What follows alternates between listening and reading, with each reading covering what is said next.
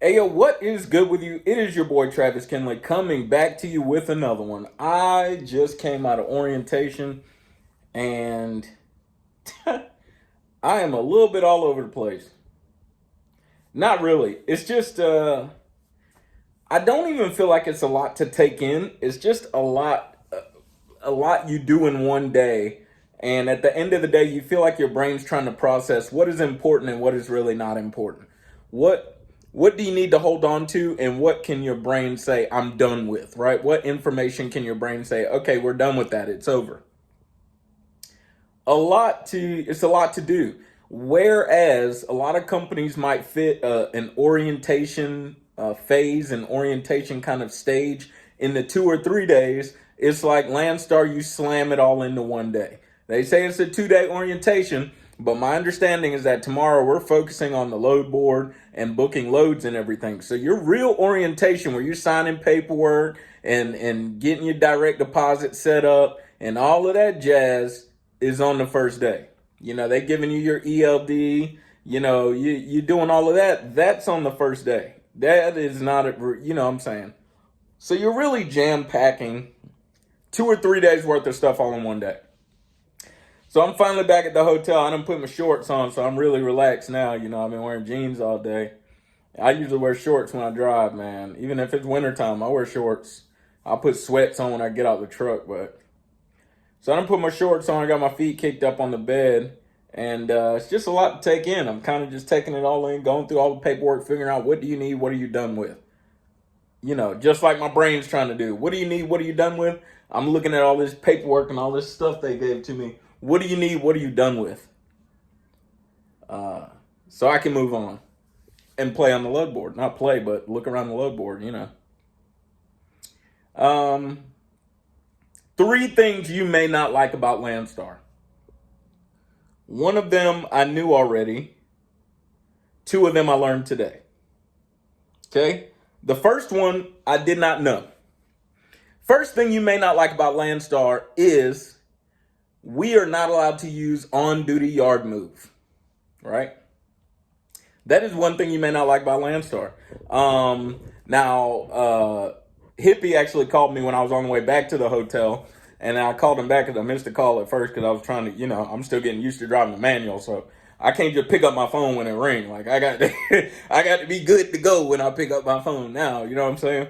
But I called him back and I told him about that, and he was like, "Well, is that really a big deal?" I was like, "No, you're right. I totally get it, but at the same time, if it's not a big deal, I'm wondering why we can't use it." So the argument kind of goes both ways, but it's not a big deal on my side. Like I'm not tripping about it. Like I don't know. It's not like I don't spend that much time in on duty yard move. Could it save me 5 to maybe 8 minutes, 10 minutes tops in a day? Sure, but 10 minutes on my 14-hour clock, 10 minutes on my 11-hour drive line. Rather, I'm sorry, 10 minutes on my 11-hour drive line. I don't think that's gonna break the bank. If it does, I'm probably doing something wrong. So yeah, that is one thing you may not like about Landstar, okay? If on-duty yard move is to make it or break it for you, this is not the spot for you. All right, second thing you might not like about Landstar. Second thing you might not like about Landstar, I knew already. That is their sitting duck policy. This is something you can get straight up fired for, okay? Don't lose your job. First time you get caught, you lose your job. Maybe you've heard about this. Landstar BCOs, business capacity owners, we are not allowed to park on shoulders, the side of the road. We must be in parking spots if we are going to park. Whether it's a rest area, a way station, a truck stop, we can't be on the curb. You know how people, you just kind of fit in the truck stop and you run out of parking spots. We just kind of, y'all know how we do. If you're a trucker, you know how we do. Just put it somewhere. Put it right next to the scale. You know how to do. We can't do that. You get caught, you lose your job. Straight up. First time. No excuses. If your ELD shows you were in that location and they took a picture of your truck or something, you're going to get terminated. You can argue. You can try to take it to court and you want to see the proof and all of that. But look, you doggone barking up an empty tree, man. Nobody's listening to you, okay? You're going to get terminated. You're going to lose your job. Something you might not like about Landstar, okay? First one, no yard move. Second one, sitting duck. You can't park on the shoulder. for a 30-minute break. You're just trying to chill, and you'll lose your job. You straight up lose your job. Don't do it to yourself. Do not do it to yourself. I knew that already before coming to Landstar. The third one I did not know prior to coming to Landstar. The third one is this. A repower could potentially cost you money. I learned that today. At Landstar, a repower could cost you money. The example was given to us. Let's say you got a load delivered, a $1,500 load. That's coming to your truck. You get literally halfway, right at the 50% mark, and you can't finish the load. Who knows what happened? Your transmission dropped out the bottom of the truck or something. Who knows what happened? You are now due, and another driver comes in, is getting the load. You are now due $750. It's split straight in half because you were there right in half, right? However, here's where it gets tricky. A repower can cost you money at Landstar. Let's say you get halfway, transmission drops out the bottom of the truck, tragic day, right? Let's say they post that load on the board, and the only driver in the past 4 hours, this load's about to be late, and one driver calls in 4 hours, and he says, well, I can't do it for $750. What I can do $950. Okay? Guess where the $200 comes from? You got it.